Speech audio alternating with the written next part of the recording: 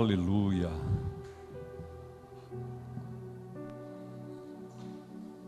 Quantos têm uma Bíblia? Levante assim a sua Bíblia.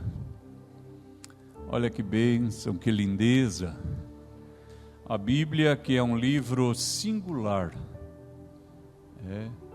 Pessoas deram a sua vida, pessoas padeceram perseguição, sofreram, se arriscaram, para que hoje nós tivéssemos a Bíblia nas nossas mãos. A Bíblia não é, em hipótese alguma, um livro comum. E nós somos muito abençoados por ter a palavra de Deus conosco.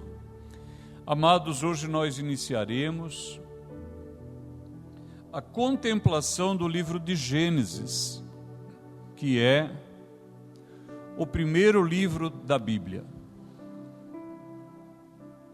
Irmãos, há uma discussão se Gênesis é de fato o primeiro a ser escrito, porque uma outra possibilidade é que Jó teria sido escrito antes de Gênesis. Essa é uma possibilidade. Ambos escritos por Moisés. Então essas são teorias que circundam a redação desses livros tão belos da palavra de Deus. Mas como o próprio nome Bereshit, para nós é Gênesis ou as origens, mas no hebraico é no princípio, Bereshit bara Elohim, no princípio criou Deus. Então, como esse livro trata das origens, então ele aparece na nossa Bíblia em primeiro lugar. Lembrando que a palavra Bíblia, ela significa coleção de livros. É como se você tivesse aí na sua mão uma pequena biblioteca contendo 66 livros.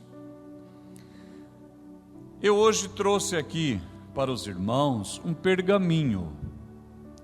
Quando eu estive no Egito, eu trouxe de presente, então vários irmãos ganharam um pergaminho de presente. E esse aqui eu também ganhei. Ganhei da empresa lá. E eu tenho aqui um pergaminho com os 10 mandamentos. Então eu vou alcançar ali para o pastor Joabe, ele pode olhar, mas eu peço que manuseie com cuidado, porque os irmãos vão ver que é um produto bem frágil, tá bom?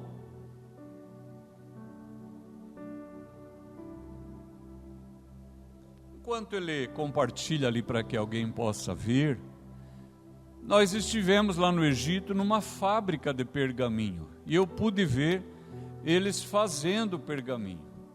Eu acabei descobrindo também que é possível fazer pergaminho a partir de talo de bananeira. Olha só, a gente aqui, não sei se no Brasil tem papiro, mas nós temos bananeira em abundância e é possível fazer a partir do talo de bananeira também. E eu pedi para Sara e para Ana separarem uma imagem de um papiro, a planta.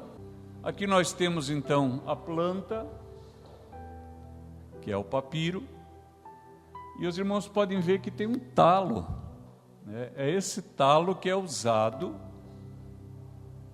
para fazer a base para a escrita. Quem aqui alguma vez, quando criança ou no sítio, cortou um talo de bananeira? Quem já cortou? Os irmãos que já cortaram já viram que aquilo é cheio de fibra, não é assim? Então vamos supor que você quer um papiro desse tamanho, você corta o talo desse tamanho e faz aquele monte de tirinhas assim, larguinha, talvez uns 2 centímetros, 1 polegada, e depois os talinhos da largura que você quer. E aí corta bem fininho, e coloca dentro da água e vai fazendo aquela trama ou aquela urdidura. Vai pondo as camadas e vai pondo peso, vai pondo camada e peso. Leva 1 semana para uma folha dessa ficar pronta. Então é um trabalho é bem demorado. Aqui nós já temos um papiro. Isso. Pode ver que é uma coisa bem bruta, bem rústica. O que mais?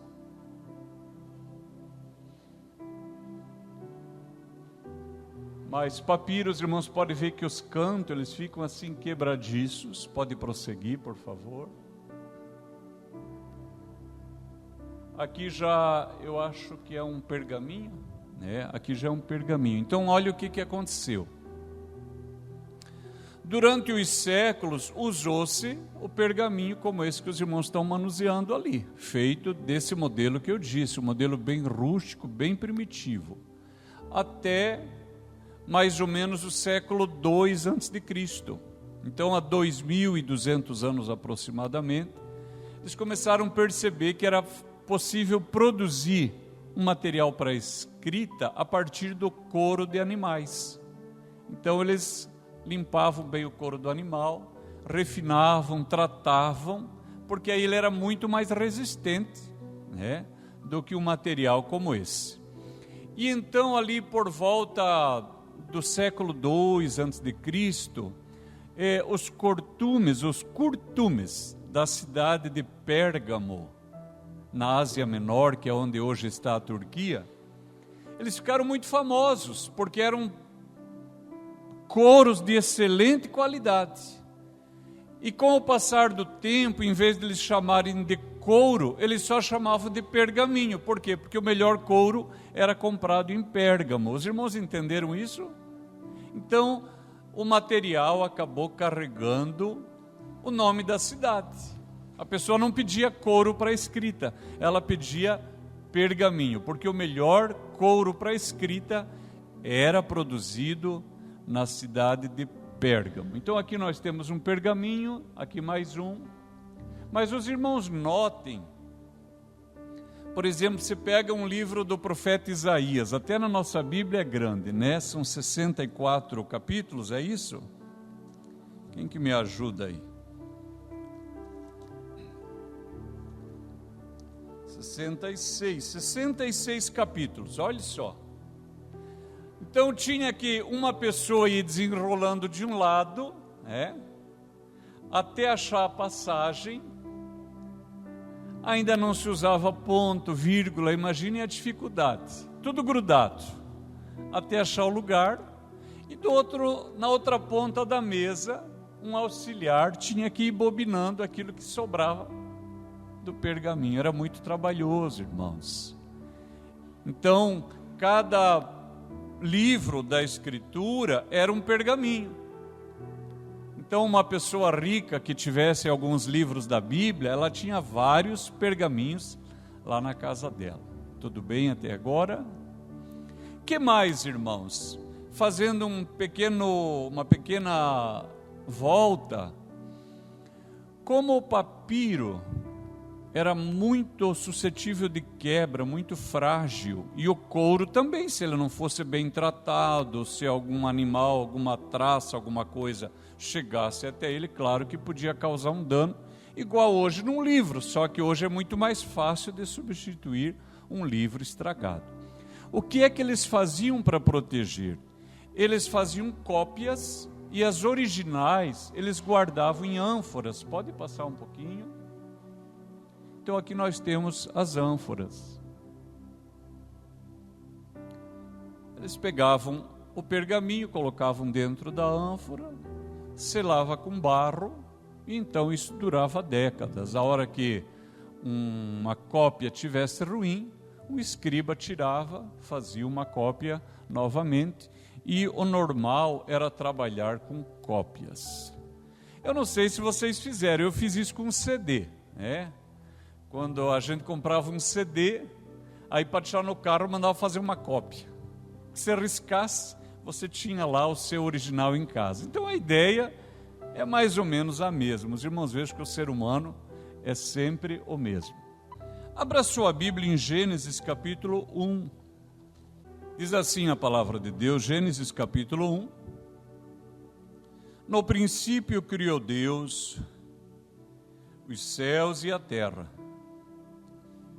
A terra, porém, estava sem forma e vazia. havia trevas sobre a face do abismo, e o Espírito de Deus pairava sobre a face das águas. Amém. Amados irmãos, a primeira coisa que nós podemos observar na leitura desses 2 versículos iniciais é que a Bíblia foi escrita para crente. A Bíblia não foi escrita para ateu. Algum tempo me perguntaram num programa: irmão, como o senhor responderia um ateu? Eu falei: não responderia. A Bíblia não é escrita para ateu. Irmãos, é só observar o tipo da redação. No princípio criou Deus o céu e a terra. O crente fala o quê? Amém. É ou não é?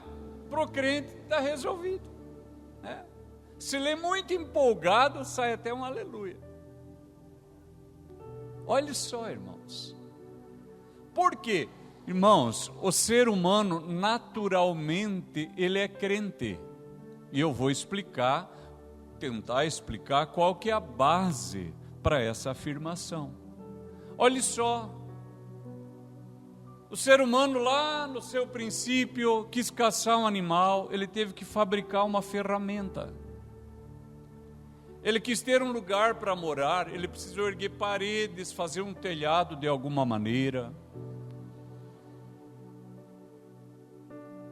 Se ele tinha na sua casa algum tipo de vasilha, de recipiente, ele precisou fazer isso. Ou seja, a experiência do ser humano é: aquilo com que eu lido foi feito por alguém. Então vejam, se eu dissesse para alguém que esse relógio ele surgiu aqui pronto no púlpito, você acreditaria? E eu tentasse teimar com você, falar: não, verdade, eu sou teu pastor, pastor não mente. Você acreditaria nisso?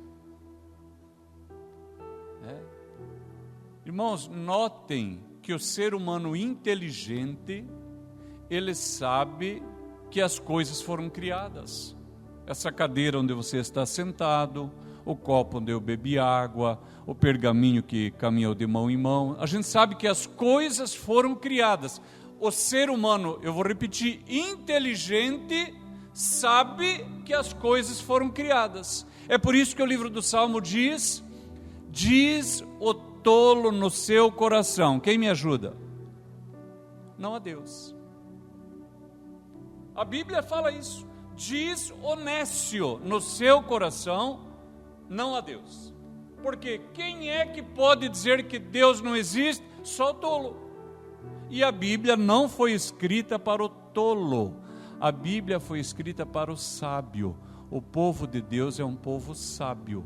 Essa é a revelação da própria palavra de Deus.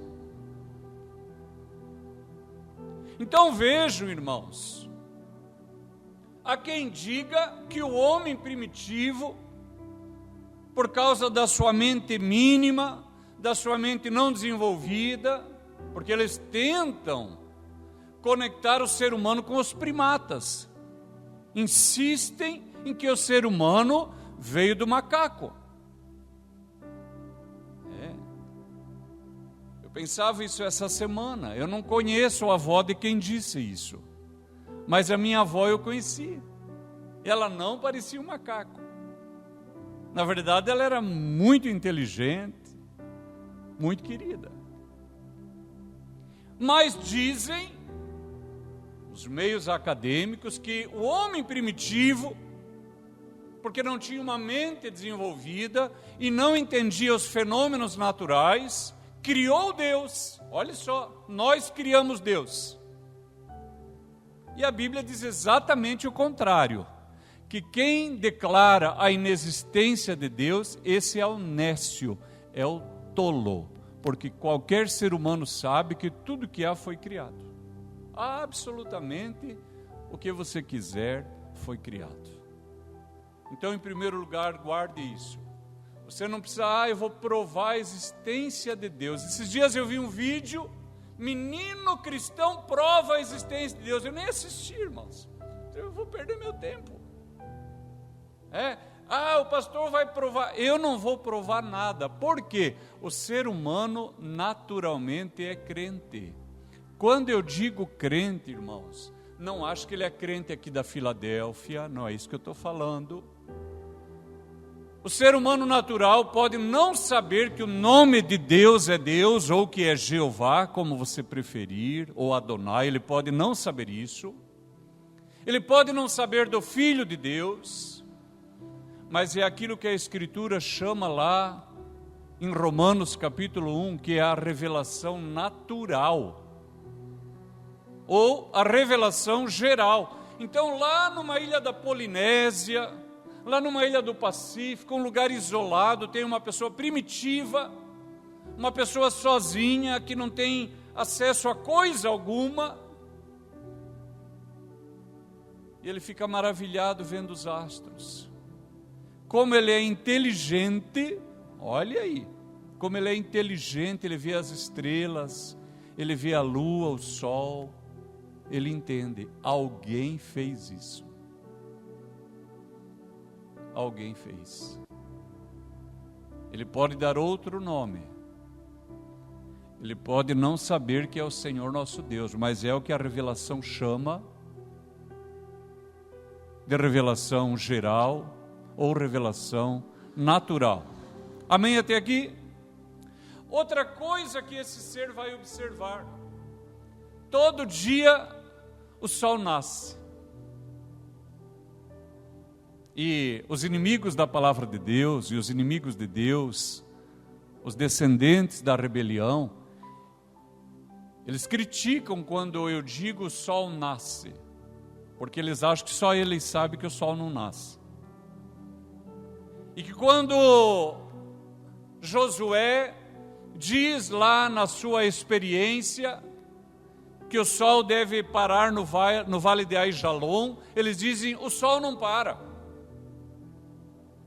E esse mesmo cientista que diz isso, que o sol não para, então a Bíblia está errada, porque quem deveria parar é a terra, porque é a terra que está fazendo o movimento em torno do sol. Esse mesmo cientista que tenta desqualificar o crente, ele fala para a esposa assim, final de semana reservei um quarto num hotel caríssimo, lá numa montanha nós vamos ver o nascer do sol. Quando eles falam é bonito, quando nós falamos é feio. Agora vejam, essa pessoa que eu referi, primitiva, isolada, ela vê que o sol nasce sempre ao mesmo tempo, e se põe, e nasce e se põe. E se ele for uma pessoa curiosa, e tiver uma mente curiosa, ele vai começar a notar os astros, e uma hora ele vai entender que se o sol chegar muito perto, torra. Se afastar, nós congelamos. Então ele entende que a criação é justa e que é perfeita. E aqui é que vem a questão moral. Irmãos, toda pessoa que cria algo com beleza, com perfeição, que haja justiça na sua obra, ela põe na sua obra traços do seu caráter. E essa pessoa entende, esse ser que criou todas as coisas, que eu não sei o nome, nunca vi, não sei quem é, mas é um ser justo, é um ser reto, e ele deve ser adorado. Eu devo prestar cultos. E é aqui que entra o papel da igreja, porque quem vai falar o nome desse ser para essa pessoa é a igreja. Amém, queridos? É a igreja. Então lembre disso, você não precisa provar a existência de Deus para ninguém, porque o ateu, ele aceita ir num programa de televisão discutir com o pastor e provar que Deus não existe. Mas se o mesmo canal fizer um programa para discutir se Papai Noel existe e convidar o mesmo ateu, ele não vai ir porque ele se sentiria ridículo indo lá. Ué,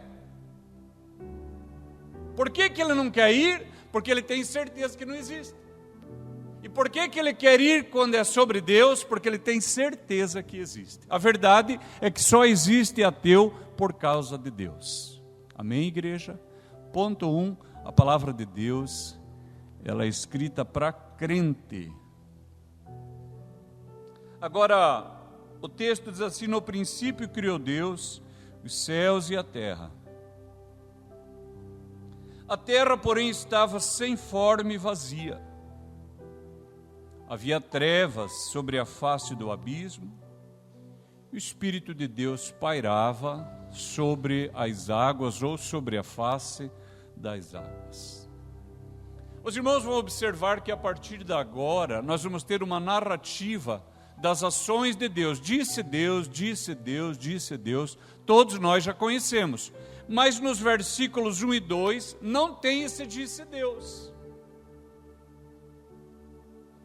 Quando Deus chega para essa cena aqui que nós estamos, a terra já está criada. Por quê? Porque foi no princípio que a terra foi criada. Qual princípio? Um princípio anterior a esse momento aqui. Abra sua Bíblia em Isaías 45, 18, por favor. Diz assim a palavra de Deus, Isaías 45, 18: porque assim diz o Senhor que criou os céus, o Deus que formou a terra, que a fez e estabeleceu, que não a criou para ser um caos. Uma outra tradução diz: não criou para ser vazia. Quem tem vazia? A cena é assim, viu? Deus não criou a terra para ser vazia, mas para ser habitada. Eu sou o Senhor e não há outro. Amém. Então guarde isso.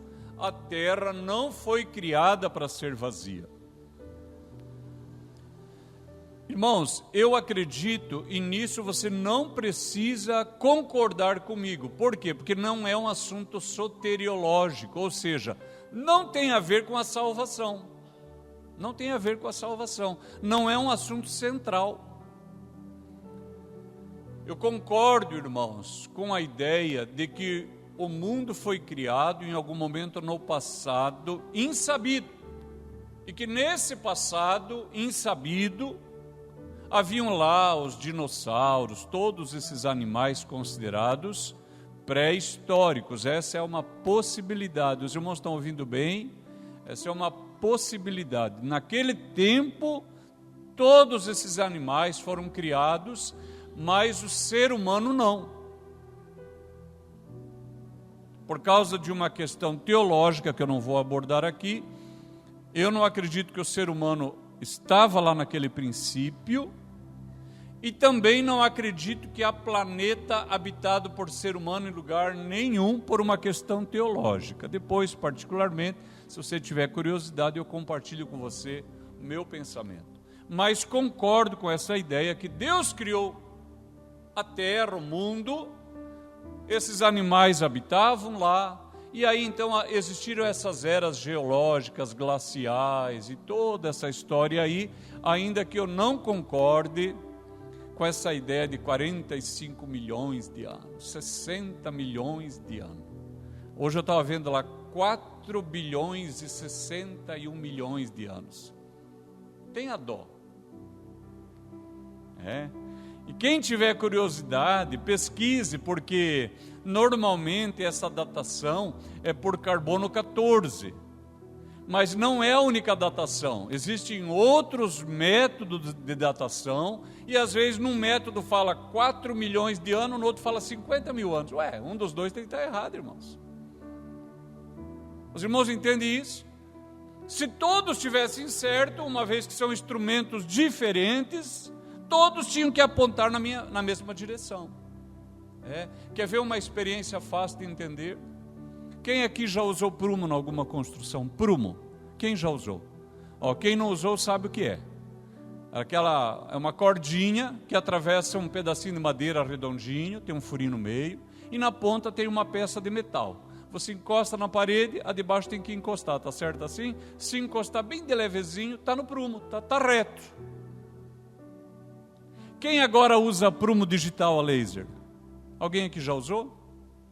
Já, né? Aqui na igreja, vocês fizeram um trabalho aqui com prumo digital a laser. Agora eu pergunto para os irmãos, aquela obra que foi feita no prumo e no metro e no esquadro, um bom pedreiro, há 30 anos, e ele fez, se for lá com a atual, com a digital, a laser, não tem que dar a mesma medida? Tem que dar a mesma medida. Ou seja, mudaram os instrumentos, mas o resultado tem que ser o mesmo. Agora você pega essas ideias que estão por aí da ciência, e você tem lá 50 milhões de anos, aqui 4.000 anos. Uma das duas está errada. Então notem, o Senhor criou a terra para ser habitada. Venha para o capítulo 14, nós estamos em Isaías. Irmãos, nós não vamos ler tudo, nós não vamos explicar tudo, pelo menos não de uma vez só. Diz assim o versículo 12, Isaías 14, o versículo 12. Como caíste do céu, ó estrela da manhã, filha da alva, ou filho da alva, como foste lançado por terra, tu que debilitavas as nações.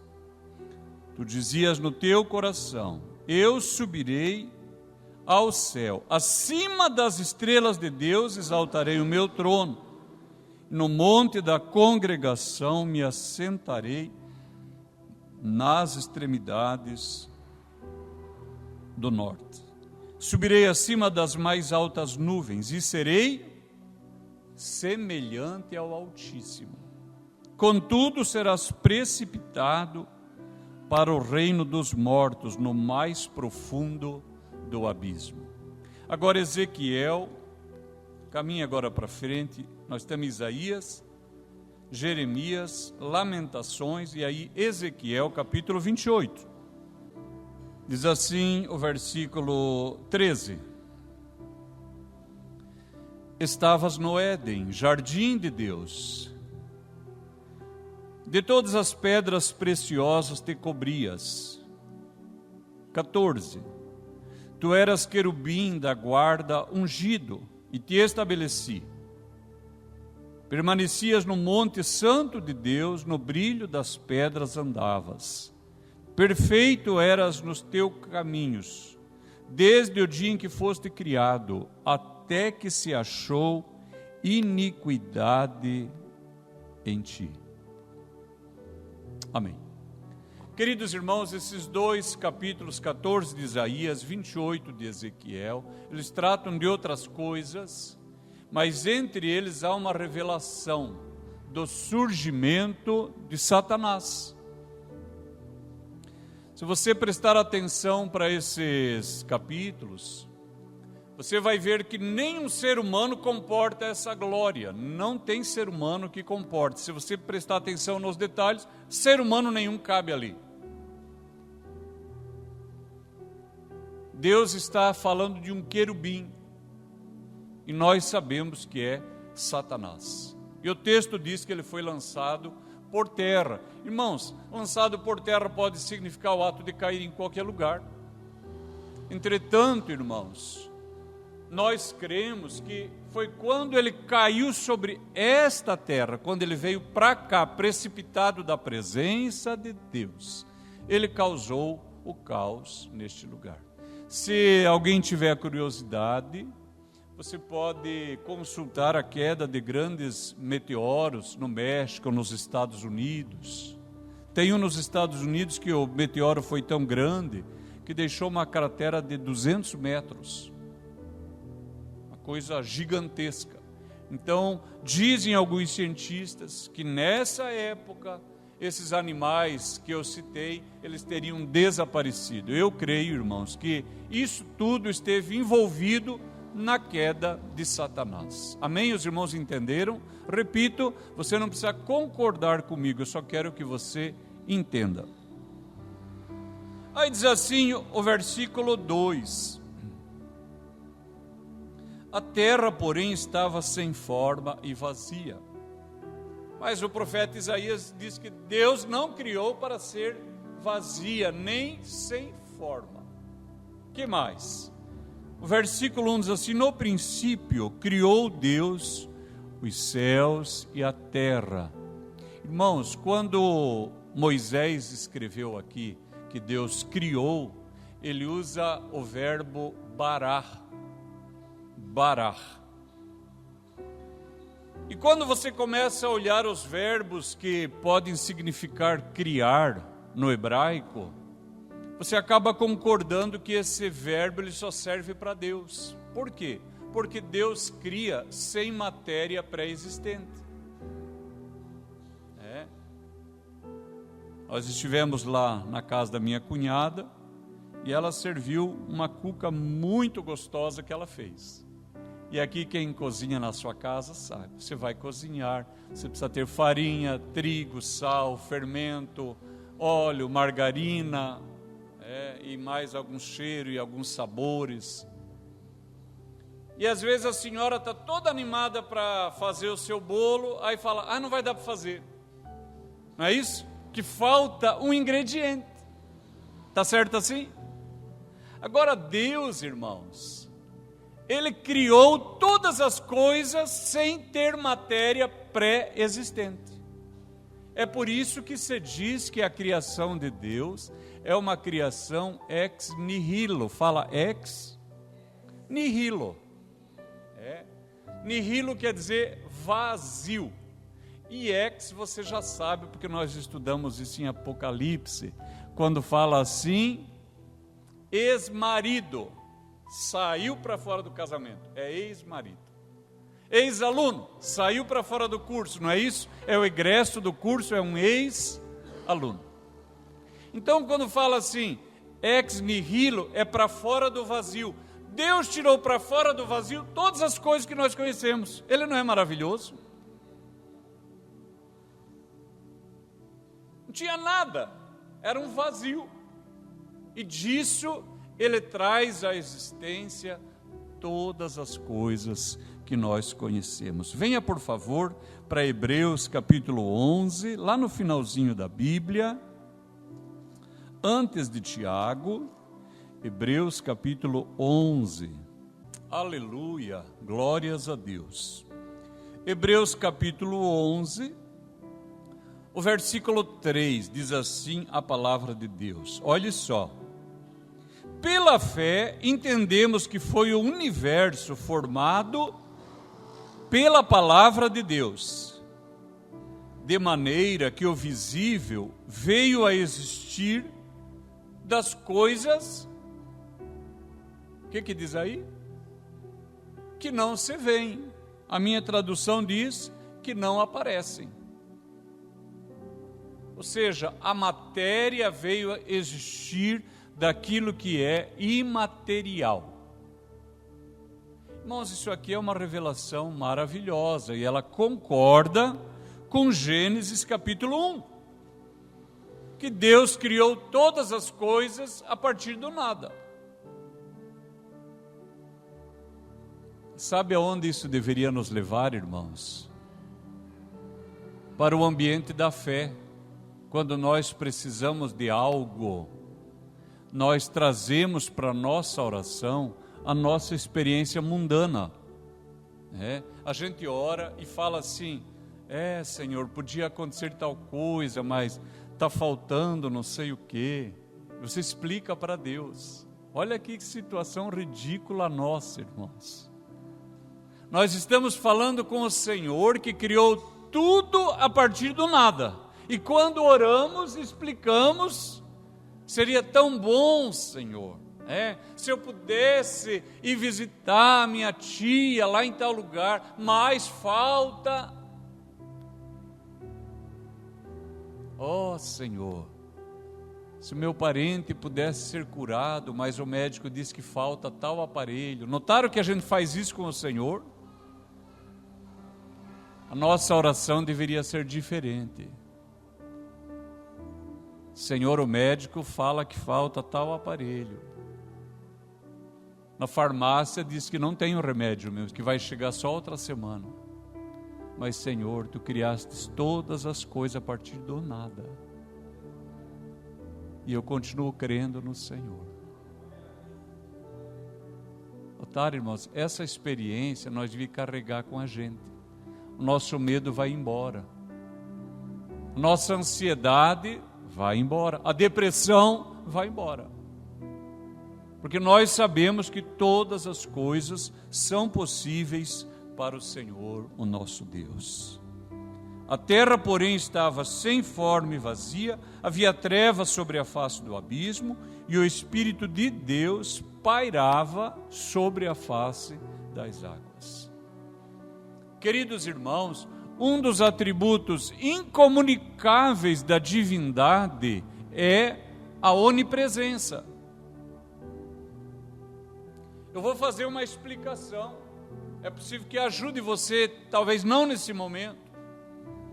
Irmãos, existem atributos de Deus ou atributos da divindade que são comunicáveis. Por exemplo, o amor, a fidelidade, a bondade, a misericórdia. Deus não comunica conosco todos esses atributos e nós não aprendemos a ser assim por causa dele. Entretanto, irmãos, existem atributos que são incomunicáveis. Onipresença. Nós não podemos estar em todos os lugares. Esse foi um dos atributos que o Senhor Jesus abriu mão quando esvaziou-se da sua divindade. Porque aí, quando ele estava em Nazaré, não poderia estar em Betânia. Estava limitado ao tempo e ao espaço. O que mais? Onisciência. É por isso que você vai ler às vezes a Bíblia e o Senhor Jesus dizendo assim: daquele dia e hora ninguém sabe, nem os anjos no céu, nem o Filho na terra. E você pergunta, mas ele não é Deus? Como que ele não sabe?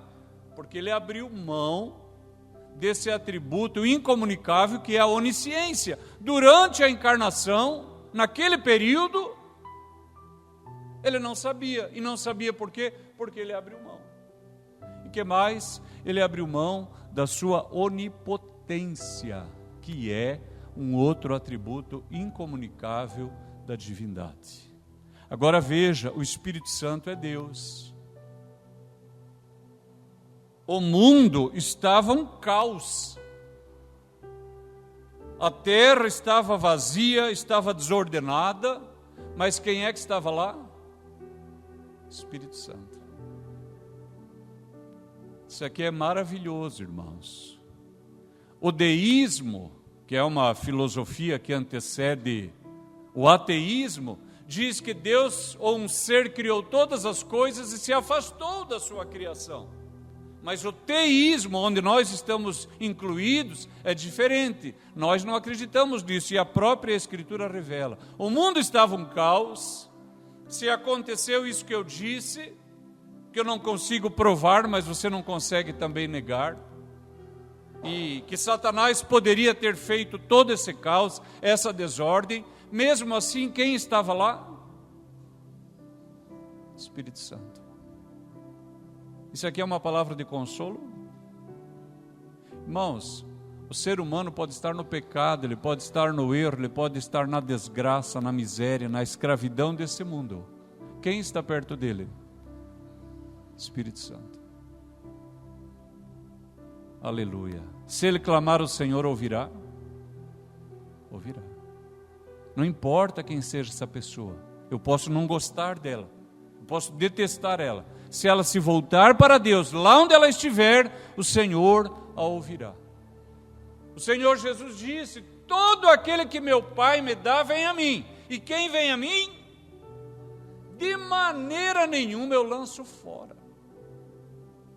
Então vejam, irmãos, nós temos que começar a entender isso com clareza. Não há situação que Deus não possa resolver, porque Ele criou tudo a partir do nada. Então você pode dizer no seu argumento, mas eu não tenho isso, me falta aquilo, e não sei o quê. E Deus diz, eu posso criar todas as coisas a partir do nada. Eu posso operar um milagre na sua vida.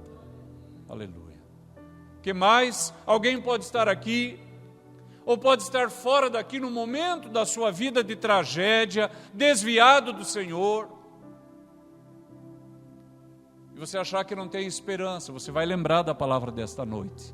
O Espírito Santo está perto de mim, porque Ele é onipresente.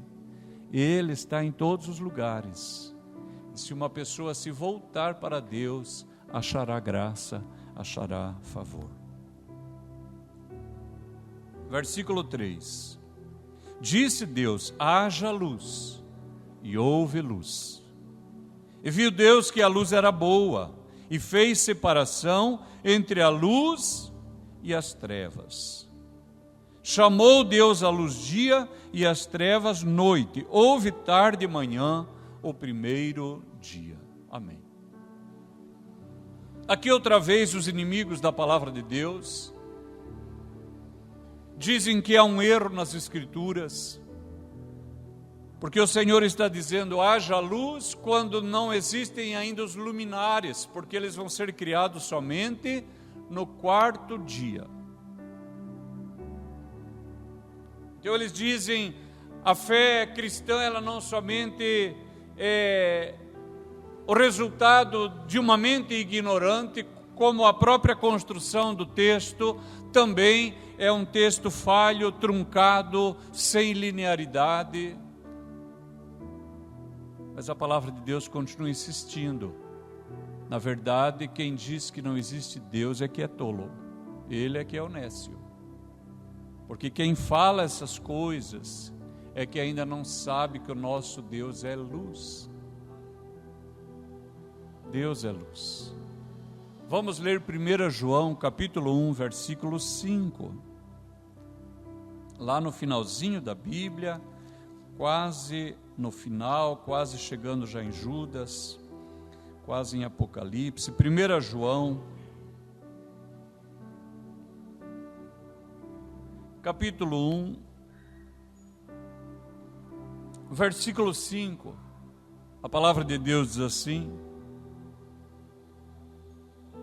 ora, a mensagem que da parte dele temos ouvido e vos anunciamos é esta, que Deus é luz e não há nele treva nenhuma. Aleluia. Deus é luz e não há nele treva nenhuma. Aleluia. Glória a Deus. Agora volte um pouquinho para Tiago, um pouquinho antes de 1 João, Tiago capítulo 1, o versículo 17.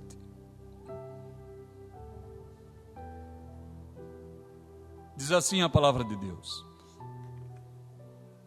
toda boa dádiva e todo dom perfeito são lá do alto, descendo de quem? Do Pai das luzes. É lindo demais, irmãos. Em quem não pode existir variação ou sombra de mudança. Toda boa dádiva e todo dom perfeito. Notem o tempo verbal, diz descendo. Não é que desceu o que vai descer. Descendo. Os irmãos lembram da quinta série, é um gerúndio, é um verbo de ação contínua.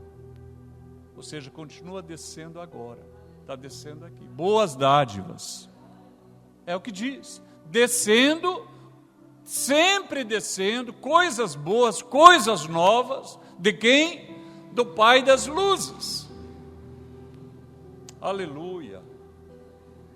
Volte um pouco mais, venha para Atos. Atos capítulo 12. Olha que lindeza essa palavra. Atos capítulo 12, versículo 7. Você lembra, o apóstolo Pedro estava na prisão, estava no cárcere.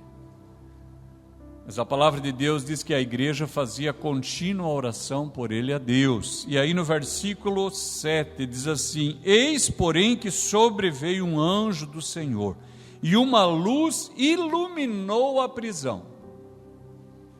O anjo do Senhor entrou, acendeu a luz. Aleluia. Irmãos, quem aqui além de mim já teve experiência de ver em culto pesado, parece que a luz da igreja está ruim? Quem já viu isso? E quando a luz de Deus está aqui, parece estar iluminado. Irmãos, isso não é agora aqui na Filadélfia, irmão. Eu já servi a Deus na Assembleia de Deus, de criança a gente notava. A glória de Deus vem, parece que as luzes, tudo funciona, vira um luzeiro. E quando às vezes está umas trevas, problema, parece meio apagado. Olha aqui, irmãos, Pedro no cárcere, o anjo do Senhor entrou, a luz resplandeceu. Ele não liga nada, irmão, ele não acende nada, ele entra, já brilhou. Venha para Lucas, volte agora um pouquinho mais, Lucas capítulo 2. É uma cena que é retratado no teatro de Natal, no versículo 9, os pastores estão lá no campo, e diz assim, porque o Senhor Jesus acabara de nascer, diz capítulo 2 de Lucas, verso 9, um anjo do Senhor desceu onde eles estavam, e a glória do Senhor brilhou ao redor deles. É lindo demais, né? A luz brilhou. Volte agora lá para o segundo livro da Bíblia, Êxodo capítulo 10. Êxodo capítulo 10, são as pragas do Egito, várias pragas assolaram a nação, porque Faraó estava com o coração endurecido, e uma das pragas era as trevas. Então, Êxodo capítulo 10, verso 21, então disse o Senhor a Moisés, estende a mão para o céu, virão trevas sobre a terra do Egito, trevas que se podem apalpar. Estendeu, pois, Moisés a mão para o céu, e houve trevas espessas sobre a terra do Egito por 3 dias. Não viram uns aos outros. Ninguém se levantou do seu lugar por 3 dias, porém, todos, olhe só, todos os filhos de Israel tinham luz nas suas habitações. Maravilhoso. Então volte para Gênesis agora capítulo 1.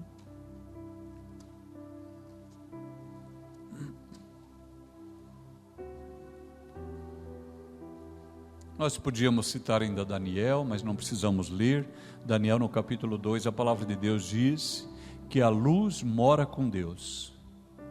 Que ele revela o oculto, revela o que está escondido, e com ele mora a luz. Então aqui em Gênesis capítulo 1, quando o Senhor diz, haja luz, houve luz.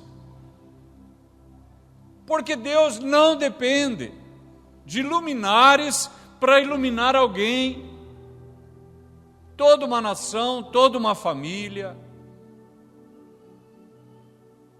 No capítulo 34 de Êxodo, quando Moisés fala com o Senhor no Sinai, a Bíblia diz que quando ele desce, o seu rosto está resplandecente.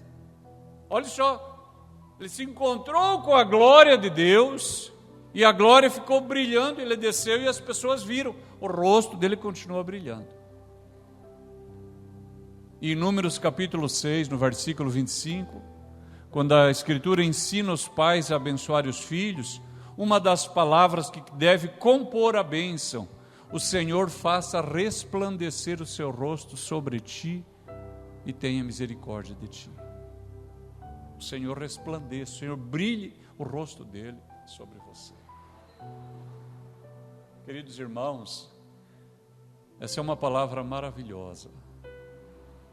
Guarde isso. Deus, Ele pode criar algo novo na sua vida sem matéria pré-existente, sem experiência pré-existente, sem absolutamente nada. Deus pode fazer isso na sua vida, em qualquer área da sua vida, absolutamente qualquer área da sua vida. Deus pode mover uma situação, Deus pode criar um fato novo. Deus havia dito a Po Yong-Chu, o pastor da Coreia do Sul: edifique uma igreja para 10 mil pessoas sentadas. Irmãos, ainda hoje uma igreja para 10 mil pessoas é uma igreja muito grande, irmãos. Imagine para 10 mil pessoas. E ele falou que ele era uma pessoa simples, e ele era mesmo. Ele era uma pessoa simples. Ele disse que ele achava que quando fosse lá ver o começo das obras, ia ter lá um pedreiro com uma pá cavando buraco lá.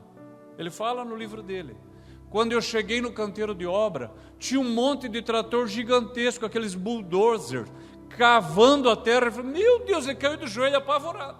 Apavorado, como é que eu vou pagar isso aqui? Porque ele não tinha aquele dinheiro. Deus foi provendo, Deus foi socorrendo. Aí ele se empolgou, falou: já vou fazer um prédio aqui do lado de 7 andar, para hospedar pastores, missionários. Aí a igreja subindo e o prédio aqui do lado, acabou o dinheiro. Os crentes começaram a ir embora da igreja. Ele ficou desesperado. Olha só, o pastor subiu lá em cima para suicidar. Os orientais têm essa questão da honra e da vergonha. Falou: como é que eu vou encarar o rebanho? Subiu lá, pensou: vou me jogar aqui de cima, vou suicidar aqui. Ele não estava em trevas? Estava. O Espírito Santo estava lá? Estava. Quando ele está lá, pronto para suicidar, ele lembrou: esqueci de deixar um negócio anotado para minha esposa. Ela não vai saber resolver. Voltou lá no andar lá desse prédio, já onde estava o escritório dele, para deixar uma coisa anotada para ele.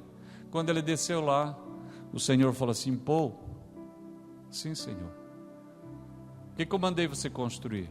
Uma igreja para 10 mil pessoas. Muito bem. E esse prédio? Falei: desculpe, Senhor, foi uma ideia que eu tive. Zé, o dinheiro do prédio está ainda aí da igreja tem nesse prédio aí. Eu não precisa suicidar, não. Eu vou ter misericórdia de você. Você daqui para frente só faça o que eu te mandar. Aleluia. Deus é bom. Mas Deus, Ele é misericordioso. Ele é justo, mas Ele é piedoso. A Escritura diz que Ele é rico em misericórdia. Não suicide, pô. Eu vou trazer os irmãos de volta, vai entrar o dinheiro de volta. Aí os jovens da igreja começaram a desfilar pelas ruas de Seul, carregando faixa: salve nosso pastor. Como é que fala? Quemico. Salve nosso pastor. Os crentes começaram a voltar. Uma irmãzinha pegou uma tigelinha, daquelas de comer arroz, de gente pobre, miserável mesmo. Tigelinha e 2 pauzinhos.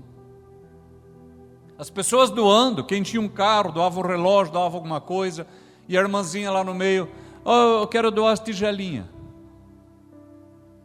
Ele falou: irmã, não vou pegar a tigelinha não. Quanto que vale uma tigelinha com 2 pauzinhos? Usada ainda. Você tem alguma ideia? Ele falou: não, irmã, não vou pegar não. Não vou nem conseguir vender isso aí. Ela falou assim: se Jesus tivesse que ele pegava.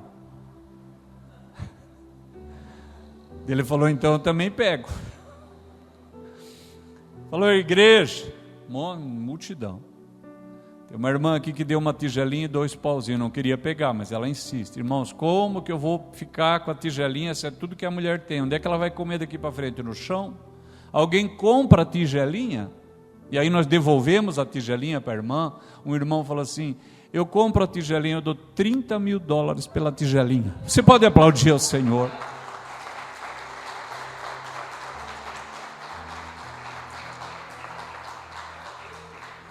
Deus bará, Deus pode criar a partir do nada. Que mais? o Espírito Santo está presente. Deus pode iluminar um lugar sem luminares. Por quê? Porque Deus não depende de circunstâncias favoráveis para salvar, curar, prosperar a sua vida. Vamos orar ao Senhor? Incline sua cabeça um instante só. Tu és maravilhoso. A verdade é que és maravilhoso. Nos faltam palavras melhores para tentar descrever um pouco daquilo que achamos que o Senhor é. Mas cada pessoa neste lugar, nesta noite, está com o coração voltado para Ti. E ainda que em pé, ainda que sentados, a verdade é que estamos curvados diante da Tua glória. Nós Te adoramos, Senhor. Se há alguma coisa boa na nossa vida, seja para a Tua glória. Se há algo de bom em nós, seja para o Teu louvor. Ó Deus, receba o culto desta noite. Nós agradecemos ao Senhor pela Sua palavra. E nós Te adoramos pelas pessoas que a escreveram. E Te adoramos pelas pessoas que a transportaram, que as traduziram, que com risco da própria vida protegeram os escritos, para que a Tua palavra chegasse até nós e nos achasse neste dia. Ó Deus, eu não conheço a vida do meu irmão que está aqui, da minha irmã, mas quem sabe alguém aqui numa situação limite, que não sabe o que fazer. Ó Deus, Tu és aquele que podes criar todas as coisas a partir do nada, tirar tudo do vazio. Ó Deus, opera poderosamente para que todos saibam que o Senhor foi Deus no passado, o Senhor é Deus agora e o Senhor é Deus no futuro. Aleluia. Ó Deus, eu não sei como está a vida desta pessoa que veio ouvir a Tua palavra, mas que ela saiba que o Espírito Santo está presente e que uma palavrinha bastará. Ó Deus querido, muda o coração de cada um aqui, Senhor, para nós saber que o Senhor não depende de coisa alguma para salvar, curar, prosperar a nossa vida. Nós Te louvamos, Senhor, e agradecemos, no nome de Cristo Jesus. Amém e amém. Graças a Deus.